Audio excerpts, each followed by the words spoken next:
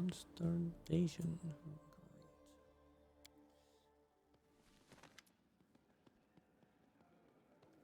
Epidemic continues. More and more people die, more and more monsters roams your land.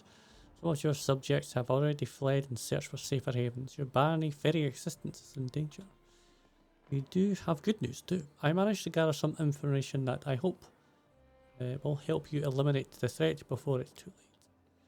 Shortly after the epidemic started, goblins began appearing everywhere. That I've noticed. The locals report that these goblins have been celebrating and shouting something about the Day of Glory for Lama. I've noticed that as well. When all humans would be eaten by monsters and only goblins would remain. Sounds disturbing, does it not? Yeah. What do you know about her? She's called the Mother of Monsters. Her symbol is a three-eyed jackal head. She's an ancient and extremely evil goddess who spreads nightmares, insanity, and perhaps of most interest to us, monsters. Our worshippers are mostly of the more monstrous races like goblins, lammas, and gnolls.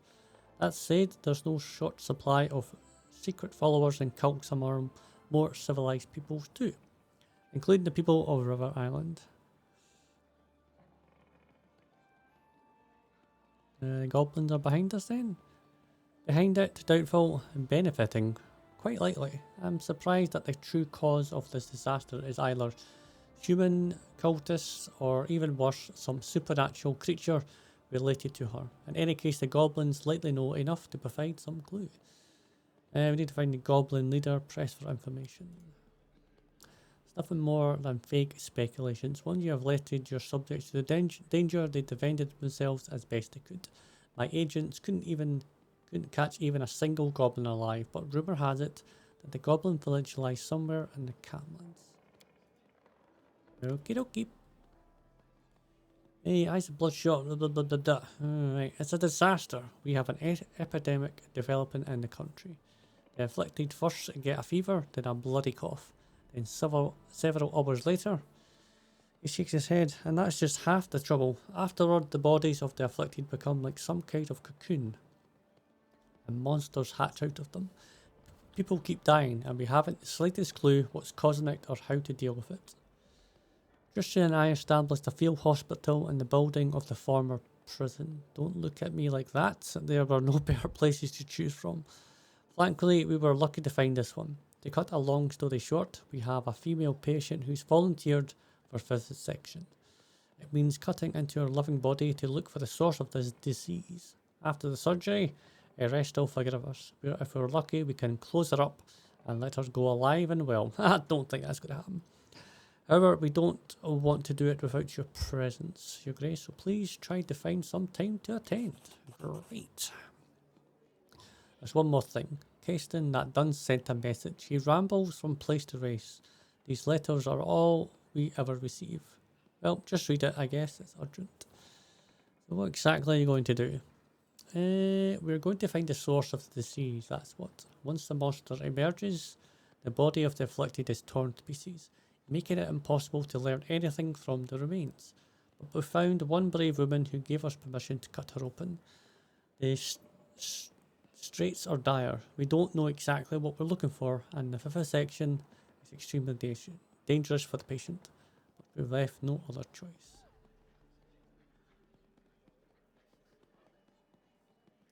What do we know about the disease? Not much, just primary symptoms. We're not even sure if the disease a curse or some magic parasite. Perhaps with your help, we'll manage to learn more. Any progress curing the disease? How should I put it? We've got none. We haven't been able to save a single patient yet.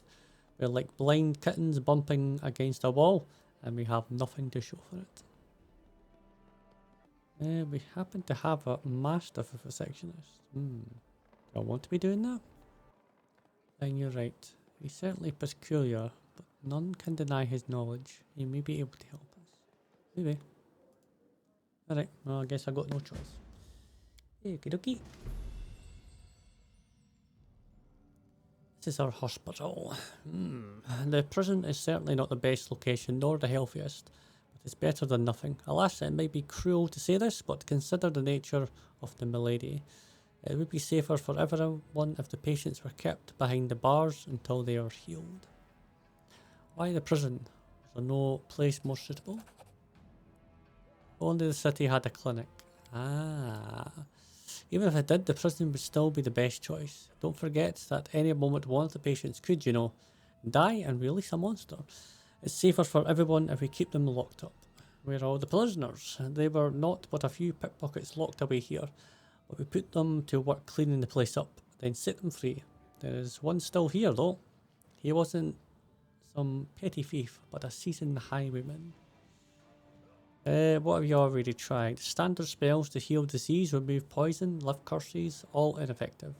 Attempting to dispel the magic is also fruitless. I fear we may be dealing with a curse of strength enough to surpass our own faith. It isn't a matter of faith. I don't think it's a disease, let alone some powerful curse. I suspect it's some sort of parasite hiding itself within the body. Nonsense. We detected magic suffusing each patient's body, evenly distributing it as if it was some sort of parasite. It would be simple matter to detect.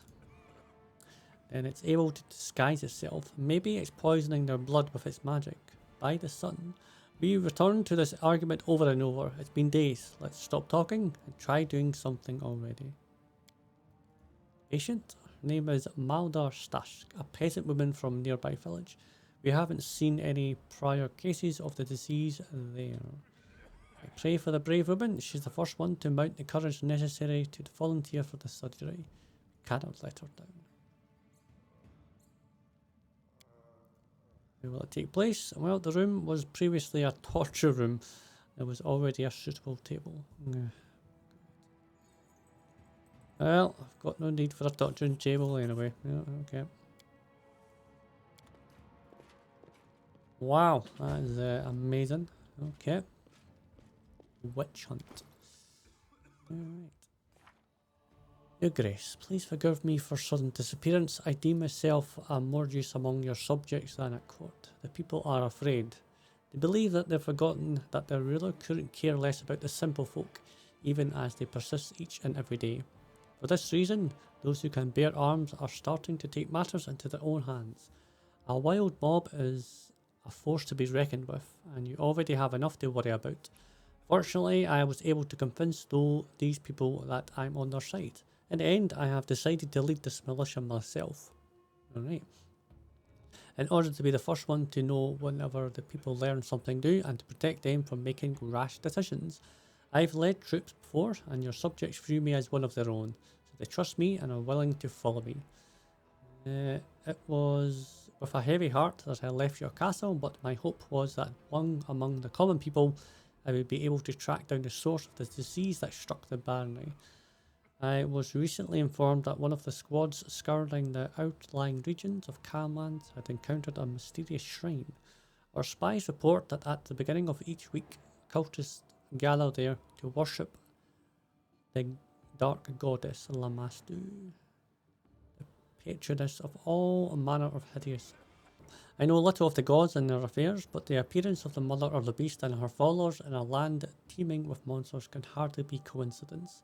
As soon as I finish writing this letter, I shall lead a squad of my best men there and wait your arrival. I ask for your help, for I need it to strangle this filth in its cradle. Who knows, perhaps we'll capture one of the cultists alive and find out if they and their goddess are behind this misfortune of the barony. Okie dokie.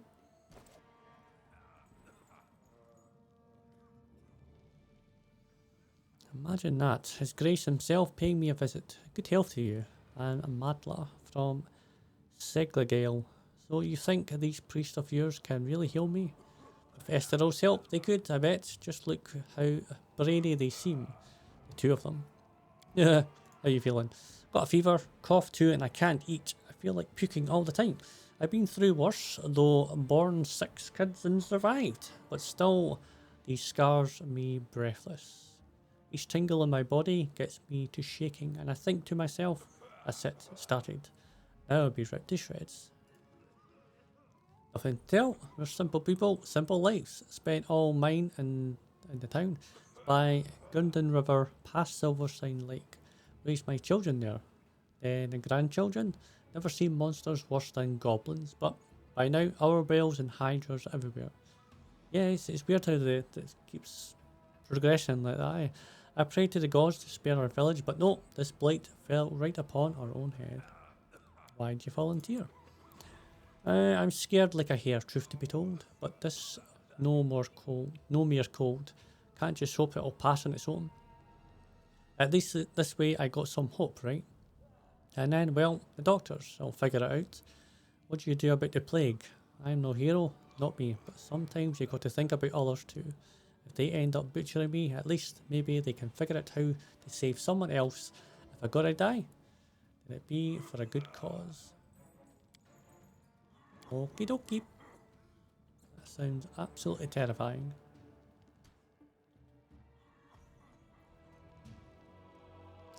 Glancing nervously at the various medical instruments, the brave peasant woman got up on the operation table. Just don't butcher me, is all I ask, she muttered in a trembling voice. Meanwhile, the foremost medical experts in the room still couldn't agree on what exactly it was they were trying to do. Stop arguing with me. Coughing up blood is a sure sign the problem is in the lungs. You look there. No, it's the nausea we should be focused on. We need to examine the stomach. Admiral, the mad statistic wizard, had been summoned here for some reason. He remained silent, checking the patient's bulk. The cleric turned to the Baron in desperation, asking him to resolve this dispute. After careful consideration, he decided to ask Pathfinder to help. Common manner of dispelling is useless here, I assume. The wizard said pompously. So then let's try at a higher level. He took a scroll out of his bag and solemnly cast a spell on the patient. Jihad used magical sight to see if there were any changes in the patient's body. It worked. He explained, excited. The magic is gone from all the organs except the stomach. You were right, my friend. Hurry now, hand me the scalpel. Candlelight reflected off the surgical instruments and potion bottles as Jihad's scalpel made the first incision in the woman's skin. I could hear her inhale loudly through clenched teeth. I confess, I lacked the courage to watch surgery, even after I turned away. I couldn't help but tremble from hearing the poor woman's screams, the air filled with the acrid scent of the medical potions. While Tristan mumbled prayers to ease the patient's pain, simultaneously scanning her body with magical sight. All I could do was whisper my own prayers, but the Baron, he didn't lose his courage. Took the patient's hand and whispered something in her ear. What did I succeed on? Here we go. So, just as well I've got the 13 now. What about that? I couldn't hear exactly what she said, but it worked. Charmed by his words, the peasant woman managed to stay still and let the cleric perform the surgery. The poor woman's screams and crying were unbearable. I couldn't begin to imagine what she was going through. I'm such a fool, Jihad finally explained. You were right. I'm glad we listened to you. Tristan used a healing spell to close the wound in the woman's stomach, and Jihad showed everyone the strange item he extracted. It looked like some kind of seed, a glowing, pulsing, thumb-sized seed. Before anybody could say anything, it flashed to Jihad's fingers. It dropped on the floor, just in time. On the spot where the seed landed, a portal opened, and a roaring monster jumped out. Suffering. Oh, well, okay. Well, I guess I should have buffed for this one. We can do it.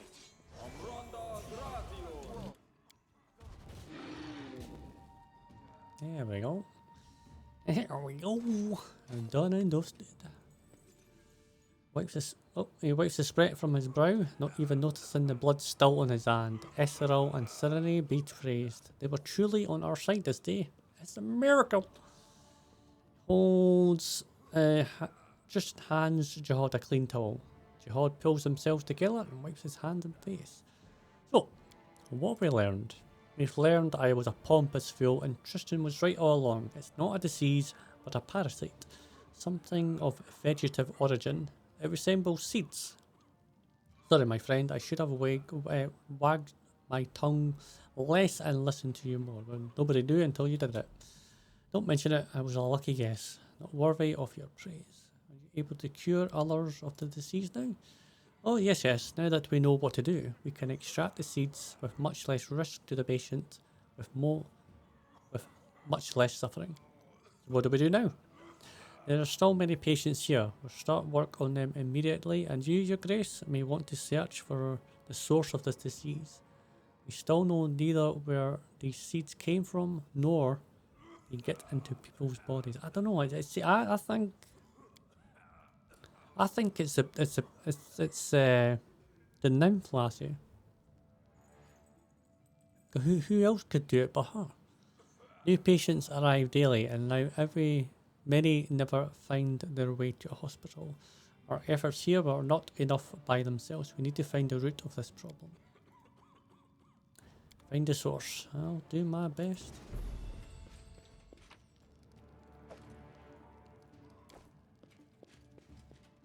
Do my best. You alright, lass? Don't worry. I take a deep breath and stand still. I long to absorb every moment of joy, inhale the evaporation of someone else's soul from their thickening blood. The border between reality and dream fades. It seems that everybody beyond the wall can hear the throbbing in my head. It's only my fantasy. A ringing silence fills the room. As if a sacrifice has been made, my mistress, the most beautiful of goddesses, will be happy. I will take care of everything. Fragrant flowers cut the climax of their beauty, and now a part of the masterpiece which is worthy of Chien herself. So what if the narrow-minded priest rejected me, my gift?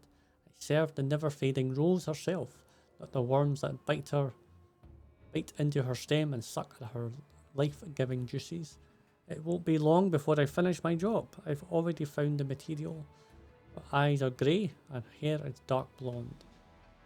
She is... As it fades into the dirt, I will rewrite her destiny.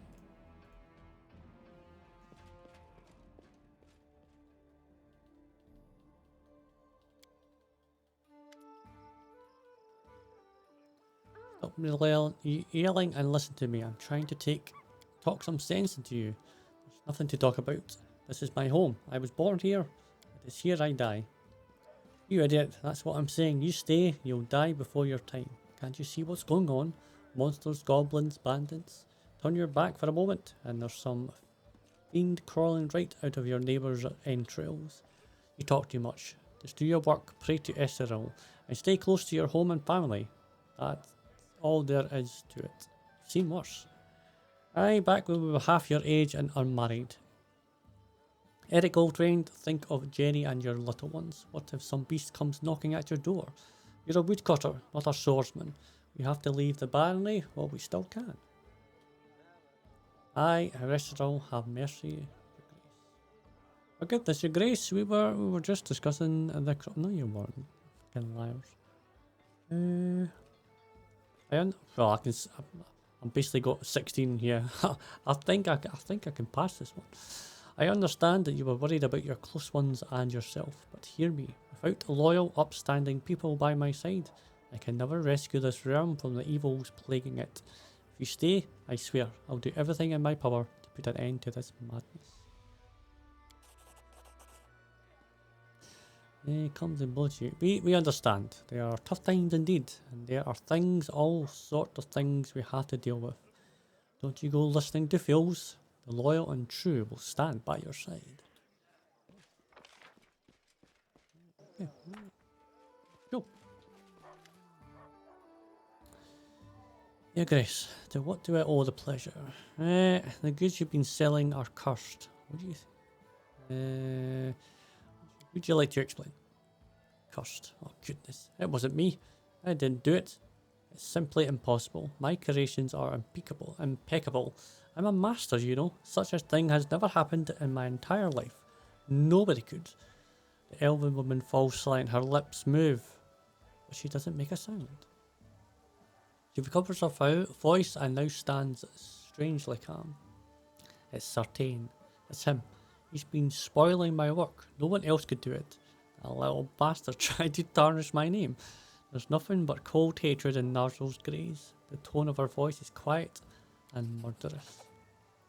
By the right granted to me by our agreement, I am calling upon your grace, Sartain insulted the reputation of the master, to whom you promised protection. I'm asking you to find and kill the bastard. He must be hiding in his hut, not far from the capital. Alright then, I guess we're going to kill this guy. Alright. In the capital.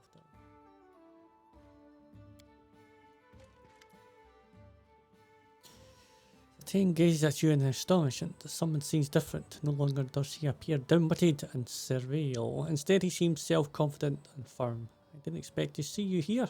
How can I help you? You've been spoiling Nazrielle's work, haven't you? He sneers and throws his hands up playfully. You got me, I confess. You figured it out. You or her. Anyway, that's not important right now. Why do I do it? Purely for the sake of revenge. Years ago, she invested a lot of effort in devastating my father. He was himself a well-known weaponsmith. He lost everything that was dear to him. His reputation, workshop, his whole life. When I found out the rascal was here, I decided to seize the opportunity. I arrived here, got myself an apprentice position, and set my hands to work. I'm smarter and more skilled than she might think. I work hard by the anvil during the day and crafted cursed item at night. Nazrielle's pride is her soft spot, the perfect place to strike. I decided to tarnish her image, make her look clumsy and incompetent, ruin her reputation, and of course destroy that masterpiece that she's been making such a fuss over. I hope to see Nazrielle's head on the chopping block, but since you're here, I have a better idea. Your Grace, would you like to hire a new weaponsmith? I'm aware you have a deal with Nazrielle, but if you decide to break the deal and declare me the court's master blacksmith, and allow me to keep Nazrielle as an assistant. Oh, I could never thank you enough. Okay.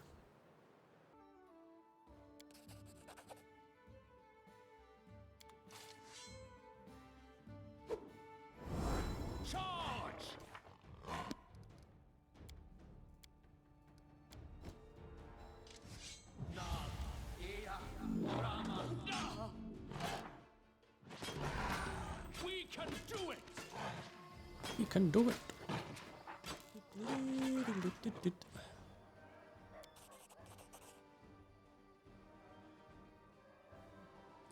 So how are things going in the blacksmith shop? There we go. It's working now.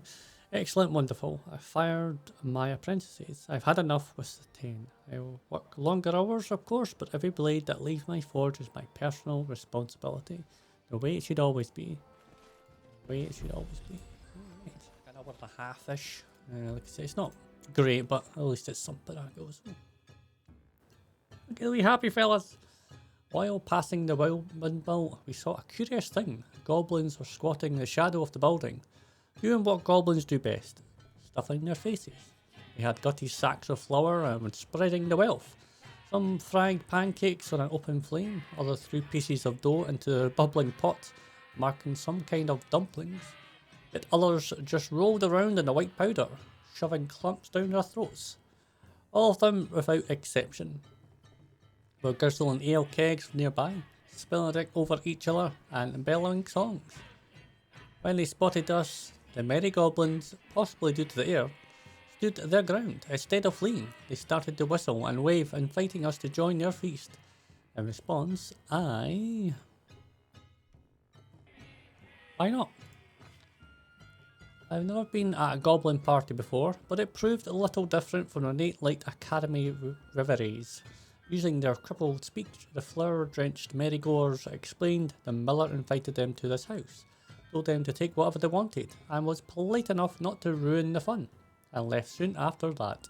The food tasted as foul as to be expected, but ale was passable, so soon all of us were tipsy. After these little troublemakers unmistakably recognised Baron as our leader, they offered him to pass several tests to become a part of the tribe.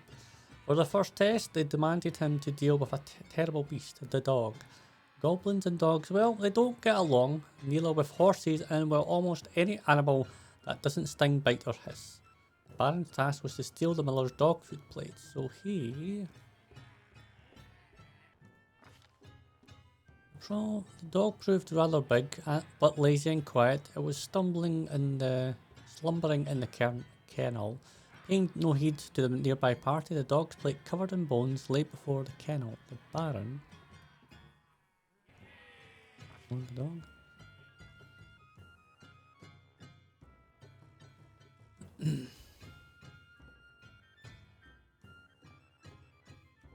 Was this someone trying to steal the plate? The dog opened its eyes, it raised its head, gave a half-hearted bark, and then laid its head back on the ground and closed its eyes.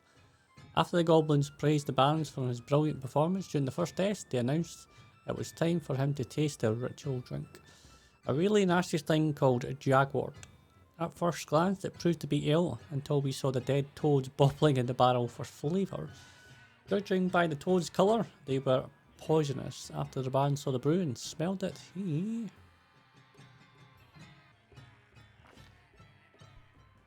The barrel smelled horrible. The goblins were scooping the ale in their dirty hands, and then when that proved not enough, they dipped their entire heads in, fishing toads out the barrel. With their teeth, licking the toad's ale-blistered skin, and then toss them back in. The Baron... Maybe. Drained the first keg in the dregs. He dropped dead just having smelled it, but the Baron drowned the horrific beverage without even wincing. Clapping their hands, goblins brought him another keg. Drained a second. The Baron turned pale, drops of sweat appeared on his forehead, but he drained a second keg without complaint. But those little bastards seemed determined to send him to an early grave. They were already handing him the third keg. The Baron... Getting good rolls, so... Okay. Drained the last keg. I bet his stomach was lined with dwarven steel. After the third keg of horrific swill, the Baron grunted, wiped his lip, and smashed the keg over the nearest goblin's head, making others laugh and applaud. Now, the third test. The goblins howled and cheered. It seemed decided they had tortured the art of cooking enough for the day. So now they sought to abuse the art of poetry instead. They were going to sing a song, and the Baron was offered to improvise and add the missing lines. He answered... Okay.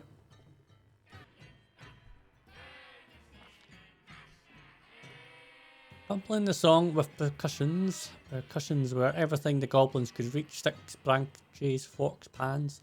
They started to croak out a rhythm, as well as they were able. Goblins sing for you this song. How be smart and fit and strong. How be goblins best. First one, I guess. Be the goblin best. Goblin lassies be impressed. The goblins fight and goblins bite, goblins steal and goblins hide. But the best is goblins' skill. To kill. Are these all on the same, like, is it just one every time? Kill. Manticore deep in the wood, eat goblins for food. Not good. Not so as not to be his prey, quickly hide and sneak away. I think it's all just one. Scream like hell and run away. Kiss your life farewell. I like that one. Alright. Quickly and sneak away. Goblin King be strong and wise. Manticore we want. Full sized. But we better eat and drink. So a toast to Goblin King. Stay here. Toast?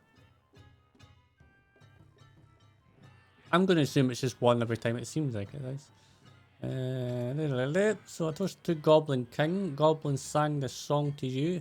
If you be a goblin now, always heed these simple rules. And your belly will stay full. After the song was over, the goblins laughed and applauded. Please. Finally, the song was over. My ears almost bled with the rhythms, but the Baron kept calm to the goblins' utter joy. He finished the song and got a standing ovation as a reward. Finally, the food and ale was exhausted. Casting sad glances at the empty sacks and barrels, the elder goblin sighed and started a speech about how he remembered the happy old times when they were full, but no one seemed to be listening. As the old goblin rambled on, another goblin, slurring his words, invited us to the next party in their village, and after many false starts, gave us the direction of the house to reach it. A dubious honour, indeed, but a useful bit of information. After that, the sodden merry-goers stumbled away, burping and licking their fingers happily. That's quite good. I'll keep them. Right. So I think it we go to the Goblin Village, right?